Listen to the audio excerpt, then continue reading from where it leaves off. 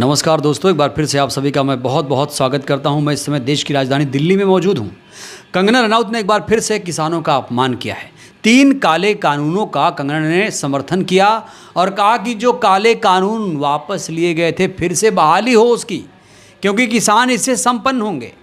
बयान दिया नहीं कि फिर से कंगना को माफ़ी मांगनी पड़ी। बीजेपी ने कंगना के बयान से किनारा कर लिया है। बड़ा सवाल, आखिर बार बार कंगना देश के किसानों का अपमान क्यों कर रही हैं? क्या बीजेपी ने पार्टी से निकालेगी? ये बहुत बड़ा सवाल है। क्या कंगना पर एक्शन होगा? इसी मुद्दे पर बातचीत करने के लिए हमारे साथ हैं सुप्रीम कोर्ट के सीनियर लीडर नरेंद्र मिश्रा जी, जो आज आपको सादे वर्दी में नज़र आ रहे हैं। आज हम पॉलिटिकल मामले पर हैं। सर, बहुत स्वागत आपका। थैंक यू, आपको बहुत बहुत शुक्रिया। कंगना का बयान जिस तरीके से आया है सर, पूरे देश में जो किसान हैं आंदोलन कर रहे हैं, प्रदर्शन कर रहे हैं, और बीजेपी ने भी उनके बयान से किनारा कर लिया है। इसे कैसे देख रहे हैं? सही किया कंगना ने? मेरे कई सवाल हैं, कई जवाब भी हैं जनता के सामने। पहला प्रश्न ये है कि कंगना को अभी तक बीजेपी पार्टी कोई भी एक्शन लेती हुई नज़र नहीं आ रही है। एक तरफ तो कंगना रनावत से बीजेपी पार्टी खुद न खुद कुछ स्टेटमेंट दिलवाती है, फिर उसके बाद कहती है कि मैं साइडलाइन हो जाती हूँ।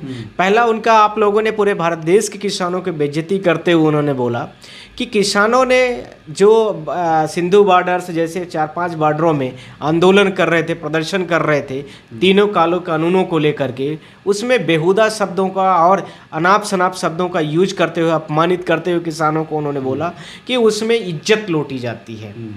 जिसका रिप्लाई आप लोगों को सबको पता होगा, पूरे भारत देश को पता होगा कि उसका कुछ ना कुछ जनता के सामने प्रतिशोधात्मक रूप से वो आया था। पहला पॉइंट, उसमें बीजेपी ने कोई एक्शन लिया? नथिंग।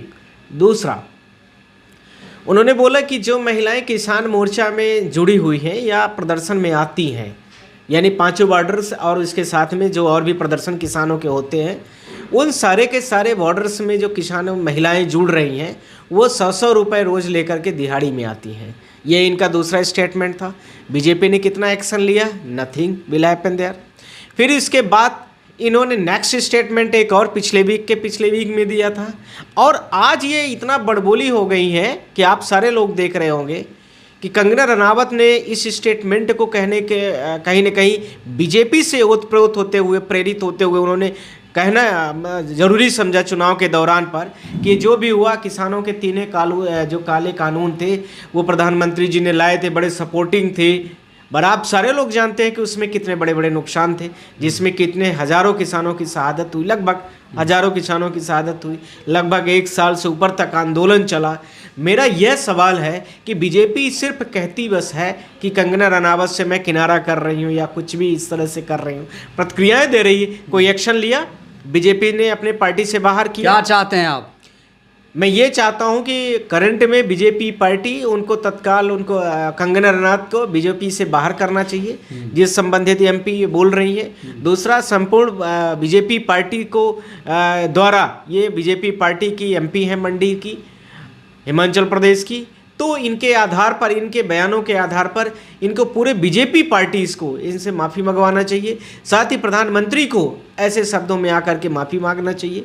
इसी के साथ में मैं आप लोगों से यह भी बोलना चाहता हूं कि जिन किसानों की शहादत चली हो गई, उन किसानों को लेकर के इस तरीके से, उनके परिवार वालों को लेकर के जिस तरह से अपमानित कर रही है एक आपकी सांसद, वह कहीं न कहीं बीजेपी से ओतप्रोत हो रहा है।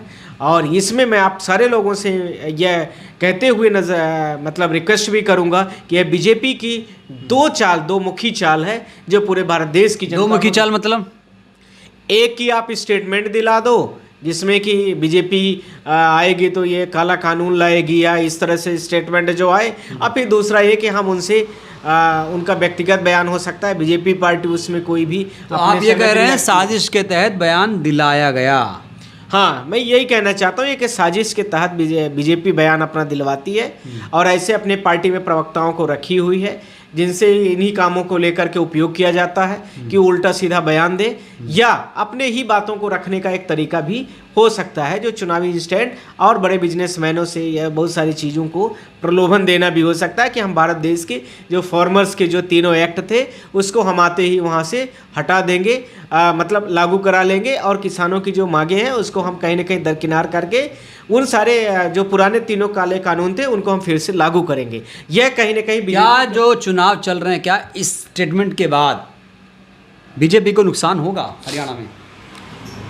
बीजेपी तो वहाँ है ही, वहाँ तो चुनाव में फाइट ही नहीं कर रही, वहाँ तो एक तरफा कांग्रेस पार्टी की गवर्नमेंट बन रही है, क्योंकि कांग्रेस जो है बेरोजगारी, महंगाई और उसके साथ में किसानों के जनहित के जो मुद्दे थे उनको लेकर के पूरे भारत देश की जनता के सामने आई थी, जो कांग्रेस पार्टी वहाँ बखूबी निभा रही है।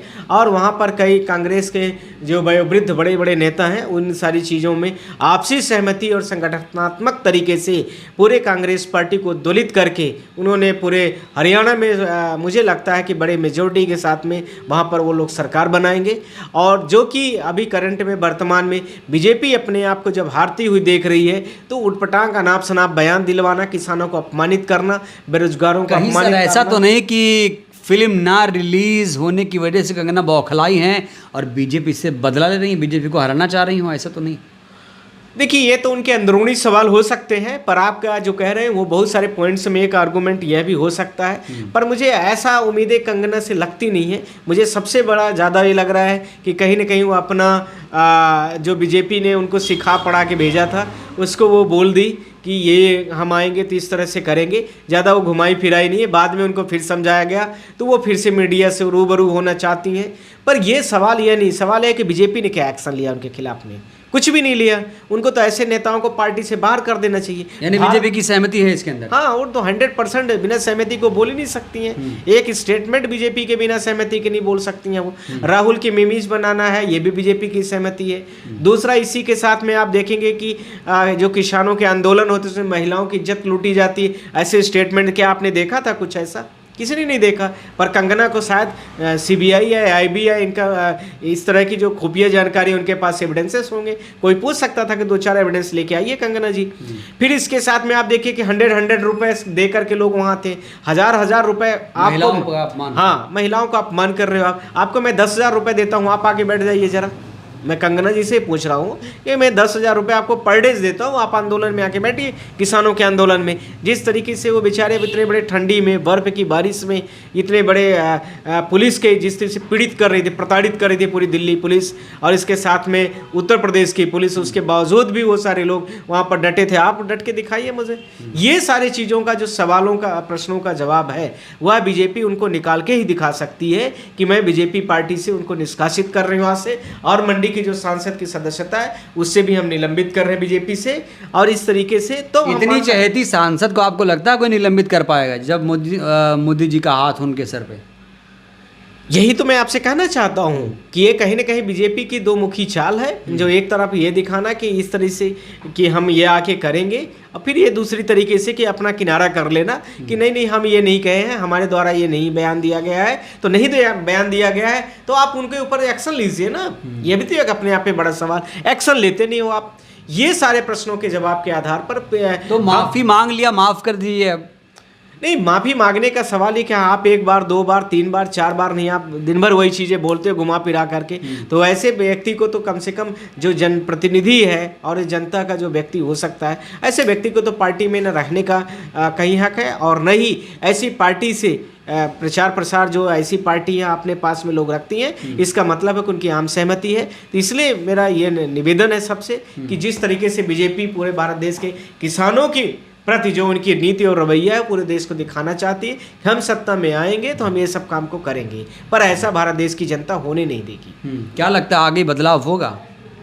वो तो तय है, कांग्रेस का फुल मेजोरिटी में गवर्नमेंट आ रही है और पूरे भारत देश के किसानों की गवर्नमेंट आ रही है, बेरोजगारों युवाओं की गवर्नमेंट आ रही है, इसके साथ में महिलाओं की गवर्नमेंट आ रही है। जो पेंशन को लेकर के पीड़िता परिवार था, यानी पेंशन जिन महिलाओं को नहीं मिली थी उनकी गवर्नमेंट आ रही है। ये सारी चीज़ें आएंगी, वो आप कांग्रेस के मैनिफेस्टो में भी देख सकते हैं कि क्या क्या मैनिफेस्टो में वो सारी चीज़ें होंगी। चलिए, शुक्रिया सर। Thank you. तो सुना आपने, नरेंद्र मिश्रा जी को साफ तौर से कह रहे हैं कि बीजेपी कहीं ना कहीं इनको सिखाती है और जब माफ़ी मांग रही है तो माफ़ कर देती है, और फिर उसके बाद अलग एजेंडा तय करती है। कंगना के ज़रिए कहीं ना कहीं बीजेपी इस बात को आगे बढ़ाती है। अब बड़ा सवाल, आखिर बीजेपी कंगना के खिलाफ एक्शन कब लेगी, पूरा देश इंतज़ार कर रहा है। बहरहाल इस वीडियो में इतना ही। ये वीडियो कैसी लगी अपनी प्रतिक्रिया आप लोग ज़रूर दीजिए। बहुत बहुत धन्यवाद, शुक्रिया।